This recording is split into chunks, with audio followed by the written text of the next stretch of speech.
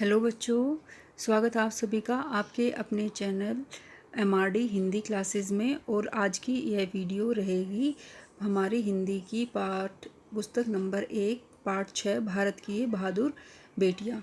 इसके लघु उत्तरात्मक या फिर हम अति लघु उत्तरात्मक प्रश्नों के बारे में यहाँ पर चर्चा करेंगे कि भारत की जो बहादुर बेटियां हैं प्राचीन समय में और आधुनिक समय में उन्होंने जो हमारे देश में जो बहादुरी के कार्य किए हैं और हमारे देश को स्वतंत्रता दिलाने में जो योगदान दिया है उन सभी की इस पाठ में चर्चा की है। तो चलो शुरू करते हैं आज की ये वीडियो। पहला प्रश्न है, यत्तर नार्यस्तु पूजन्ते रमन्ते तत्र देवताः का क्या अर्थ होता है।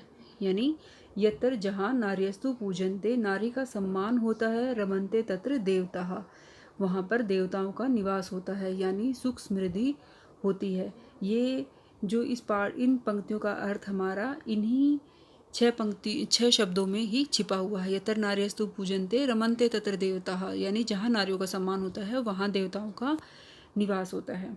अगला प्रश्न है, प्राचीन काल की प्रसिद्ध नारियों के नाम बताओ। तो प्राचीन काल की हमारी जो प्रसिद्ध नारियां हैं वो हैं गार्गी, मैत्री, गौतमी और अपाला। इसमें बीच में आप फुल स्टॉप लगा लेना। अगला प्रश्न है, कल्पना चावला का जन्म कब और कहाँ हुआ। तो कल्पना चावला का जन्म हुआ था हरियाणा प्रांत के करनाल शहर में 1941 ईस्वी में। अगला प्रश्न है प्रश्न नंबर 4, जब कल्पना 11वीं कक्षा में पढ़ती थी तब कौन सा अमेरिकी अंतरिक्ष यान मंगल ग्रह पर उतरा था। तो जब कल्पना चावला 11वीं कक्षा में थी तब वाइकिंग नाम का मंगल ग्रह है अंतरिक्ष यान में आया था। अगला प्रश्न है, कल्पना चावला पहली बार अंतरिक्ष की यात्रा पर कब गई थी। तो कल्पना चावला पहली बार अंतरिक्ष की यात्रा पर गई थी 19 नवंबर को, जब वो अपनी स्टडी करने के लिए अमेरिका गई हुई थी वहीं पर। अगला प्रश्न नंबर 6 है, 16 जनवरी को कल्पना चावला एक बार फिर से अंतरिक्ष की यात्रा पर गई, तो उसकी वह यात्रा कितने दिन की थी और उसने कितने प्रयोग किए। तो कल्पना चावला की वह यात्रा थी 16 दिन की और उस अभियान में उसने 80 प्रयोग किए, जिसमें कैंसर के ऊपर भी और कीट पतंगों के ऊपर भी अध्ययन किया है।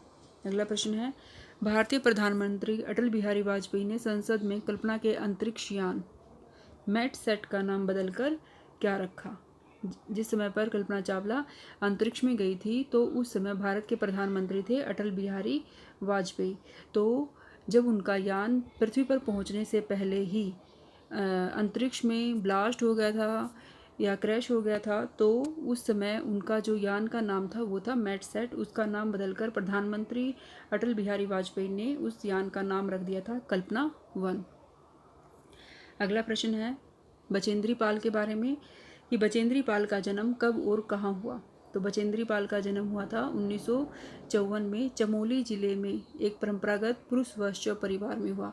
पुरुष वैश्य का परिवार का अर्थ होता है जो पुरुष प्रधान परिवार होता है, जिसमें सारे कार्य पुरुष ही करते हैं और स्त्रियों को कुछ भी नहीं समझा जाता है।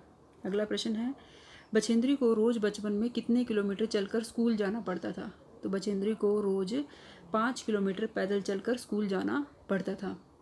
अगला प्रश्न है, बचेंद्री ने एवरेस्ट पर झंडा कब फहराया। बचेंद्री ने एवरेस्ट पर झंडा, भारत का झंडा 23 मई 1984 को दोपहर को 1:07 पर फहराया था। प्रश्न नंबर 11 है, एवरेस्ट पर बचेंद्री के साथ पर्वतारोही उनके साथी और कौन थे। यानी जब बचेंद्री एवरेस्ट पर चढ़ रही थी तो उनके साथ में उनके पर्वतारोही जो उनके साथी थे वो अंगदौर जी भी उनके साथ ही चढ़ाई चढ़ रहे थे।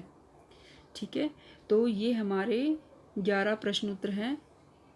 आई होप कि आप सभी को ये प्रश्न उत्तर आसानी से समझ में आ गए होंगे, जो आपकी एग्ज़ाम की दृष्टि से बहुत ही इम्पोर्टेंट है।